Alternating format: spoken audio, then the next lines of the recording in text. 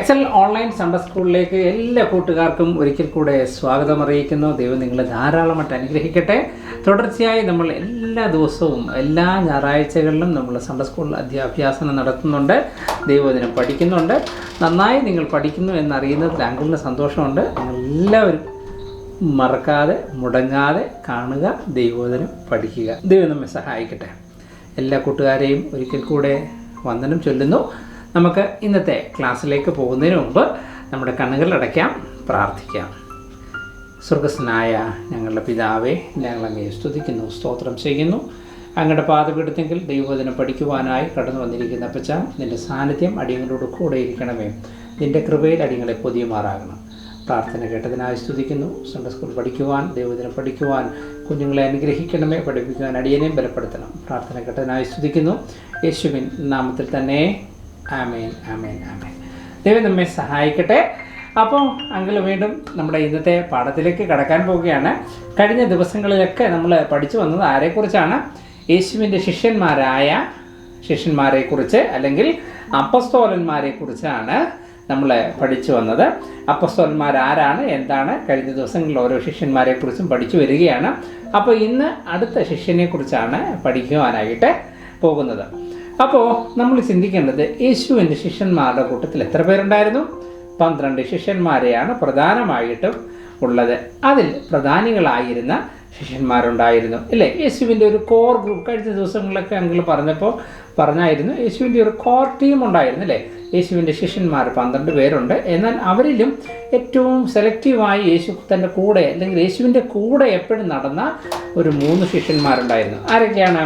യോഹന്നാൻ, പത്രോസ്, യാക്കോബ്, അല്ലേ? ഇവർ 3 പേര് എപ്പോഴും മിക്കവാറുമുള്ള ഏത് സമയത്തും അല്ലെങ്കിൽ അതിപ്രധാനമായ യേശുവിൻ്റെ ജീവിതത്തിലെ, യേശുവിൻ്റെ ഈ ഭൂമിയിലെ വാസത്തിലെ ഏറ്റവും അതിപ്രധാനമായ സംഭവ കാര്യങ്ങളിലുമൊക്കെ ഇവരുടെ സാന്നിധ്യം യേശുവിനോടൊപ്പം എപ്പോഴും ഉണ്ടായിരുന്നു എന്ന് വേണം കരുതാൻ.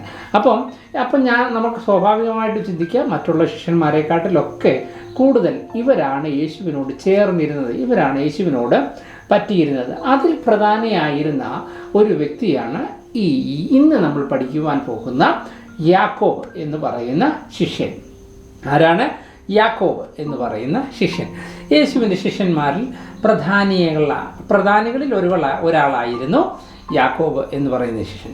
ഈ യാക്കോബ് എന്ന് പറയുമ്പോൾ യാക്കോബിൻ്റെ ശിഷ്യൻ, യേശുവിൻ്റെ ശിഷ്യനായ യാക്കോബിൻ്റെ ഒരു സഹോദരനുണ്ട്, യോഹന്നാനും യാക്കോബും ഒരപ്പൻ്റെ മക്കളാണ്. സെബദി എന്ന് പറയുന്ന ഒരു മീൻപിടുത്തക്കാരൻ്റെ മക്കളാണ്. അപ്പോൾ സ്വാഭാവികമായിട്ടും മീൻ പിടിക്കുന്ന ആളുകളാണ് യേശുവിൻ്റെ കൂടെ ഉണ്ടായിരുന്ന ശിഷ്യന്മാരിൽ ഭൂരിഭാഗം ആളുകളും.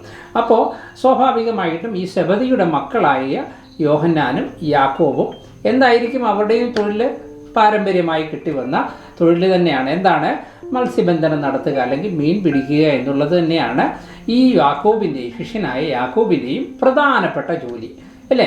അപ്പം മീൻപിടുത്തക്കാരനായ സെബദിയുടെ മകനായിരുന്നു യാക്കോബ്. അതുകൊണ്ട് സാധാരണഗതിയിൽ ഇവരെ സെബദി മക്കൾ എന്നാണ് കൂടുതലും അഭിസംബോധന ചെയ്യുകയും സംസാരിക്കുകയും ചെയ്തിരുന്നത്. അതായത് ഇവർ 2 പേരെയും പറയുമ്പോൾ ഇല്ലെങ്കിൽ സെബദിയുടെ മകനായ യാക്കോബ് അല്ലെങ്കിൽ യാക്കോബ് എന്നൊക്കെയാണ് പറഞ്ഞിരുന്നത്. അപ്പം ഇവർ 2 പേരും യേശുവിൻ്റെ ശിഷ്യന്മാരുടെ കൂട്ടത്തിൽ ഒന്നാണ്, അല്ലെങ്കിൽ കൂട്ടത്തിലുള്ള ആളുകളാണ്.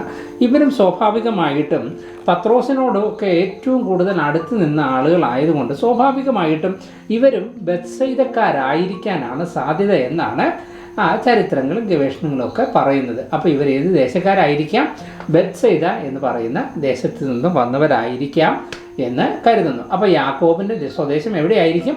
ബെത്സയിദയിലായിരിക്കും. യേശുവിനൊപ്പം തന്നോടുകൂടെ എപ്പോഴും ഉണ്ടായിരുന്ന ആളുകളാണ് ഇവർ. യേശുവിന് വേണ്ടി അതിതീവ്രമായി നിന്ന, യേശുവിന് വേണ്ടി ശിഷ്യന്മാരുടെ കൂട്ടത്തിൽ വളരെ വാശിയോടും കൂടെ നിന്ന ആളുകളായിരുന്നു. അപ്പം സ്വാഭാവികമായിട്ടും യേശുവിന് വേണ്ടി അതുപോലെ നിൽക്കുന്നത് കൊണ്ട് തന്നെ ചില സമയത്തൊക്കെ ഇവർ സ്വാഭാവികമായും ദേഷ്യങ്ങളൊക്കെ പിടിക്കാറുണ്ട്. മറ്റുള്ളവരുടെയൊക്കെ ദേഷ്യവും മറ്റുള്ളവരുടെയൊക്കെ ഒരു വൈരാഗ്യ ബുദ്ധിയൊക്കെ ചിലപ്പോൾ എന്ത് ചെയ്യും? ഇവർക്ക് തോന്നാറുണ്ട്. അങ്ങനെ ചിലപ്പോൾ ഒരു പ്രാവശ്യം ഇങ്ങനെ വൈരാഗ്യം തോന്നിയ സമയം ഉണ്ടായിരുന്നു. എപ്പോഴാണെന്നറിയാമോ? യേശു കർത്താവ് ശമര്യയിലൂടെ യാത്ര ചെയ്യാനായിട്ട് തീരുമാനിച്ചു. അപ്പോൾ ശമര്യയിലൂടെ യാത്ര ചെയ്യുമ്പോൾ യേശുവിന് അവിടെ താമസിക്കാനൊക്കെ ഉള്ള കാര്യങ്ങളൊക്കെ ചെയ്യാനായിട്ട് യേശു എന്ത് ചെയ്തു? ഈ ശിഷ്യന്മാരെ പറഞ്ഞ് എന്ത് ചെയ്തു വിട്ടു? അവിടെ ചെന്ന് വിട്ട് ശബരിയിലേക്ക് പോവുക, നിങ്ങൾ അവിടെ ചെന്ന് നമുക്ക് താമസിക്കാനുള്ള കാര്യങ്ങളൊക്കെ നിങ്ങൾ മുമ്പേ പോയി അവിടെ എന്ത് ചെയ്യാനായിട്ട് ഇവരെ പറഞ്ഞു വിട്ടു. ഇവരവിടെ ചെന്നപ്പോൾ അവിടുത്തെ ആളുകൾ ഇവരെ അംഗീകരിച്ചില്ല, ഇവരെ സ്വീകരിച്ചില്ല. ഇവർക്കിത് കാരണം ഇത് ഭയങ്കരമായിട്ട് ദേഷ്യമുണ്ടായി. ആ നാട്ട് ശമര്യക്കാരായ ആളുകളോട്, ശമര്യക്കാരായ ശിഷ്യന്മാരോട്, അല്ലെങ്കിൽ ആ പട്ടണക്കാരോട് ഭയങ്കര ദേഷ്യമായി. ഇവരെന്ത് ചെയ്തു? പെട്ടെന്ന് തിരിച്ച് യേശുവിൻ്റെ അടുക്കലോട്ട് വന്ന്, യേശു അവരെ ഇപ്പോൾ എന്ത് ചെയ്യണം?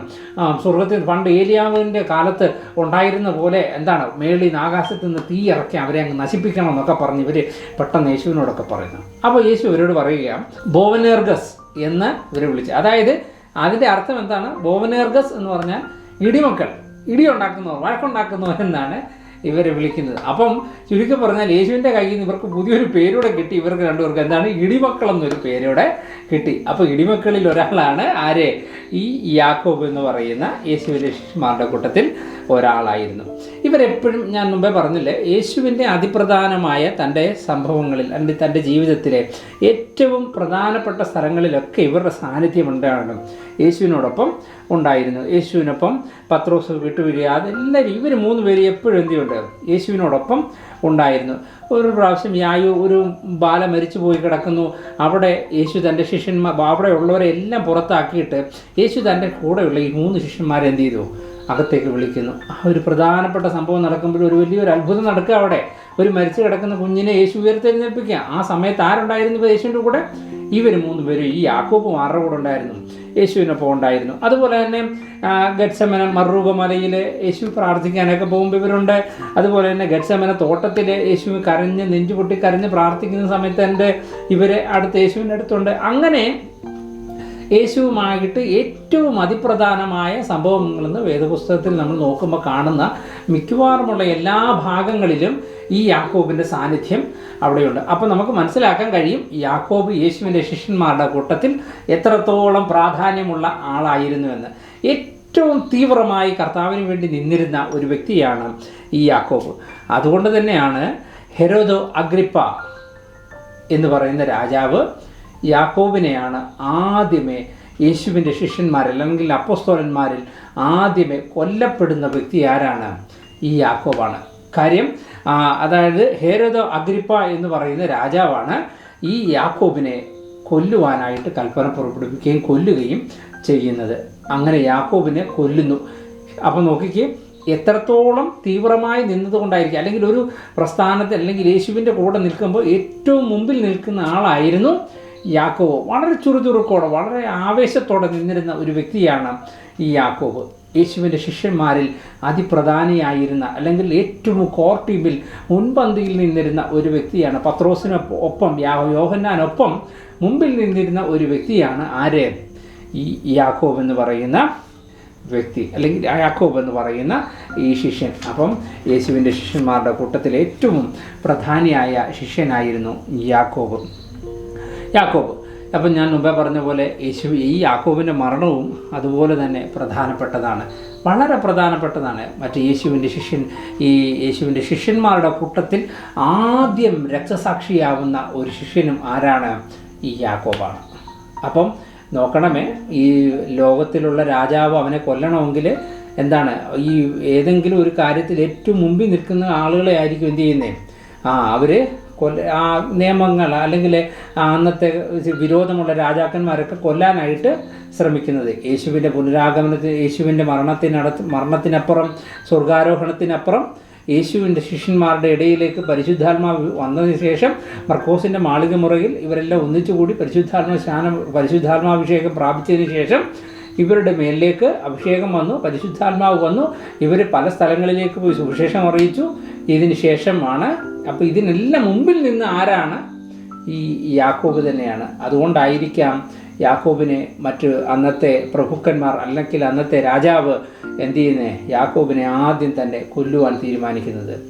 യേശുവിന് വേണ്ടി വളരെ രക്തസാക്ഷിയാകുവാൻ അനേക ശിഷ്യന്മാരുണ്ടായിരുന്നു. അതിൽ ആദ്യത്തെ ശിഷ്യനാണ്, അല്ലെങ്കിൽ അപ്പോസ്തലന്മാരുടെ കൂട്ടത്തിൽ ആദ്യം കർത്താവിന് വേണ്ടി രക്തസാക്ഷിയായ ഒരു ശിഷ്യനാണ് ഈ യാക്കോബ്. അപ്പോൾ തന്നെ നമുക്ക് മനസ്സിലാകും യേശുവിൻ്റെ ശിഷ്യന്മാരുടെ കൂട്ടത്തിൽ യാക്കോബിനുള്ള പ്രധാനമായ സ്ഥാനം.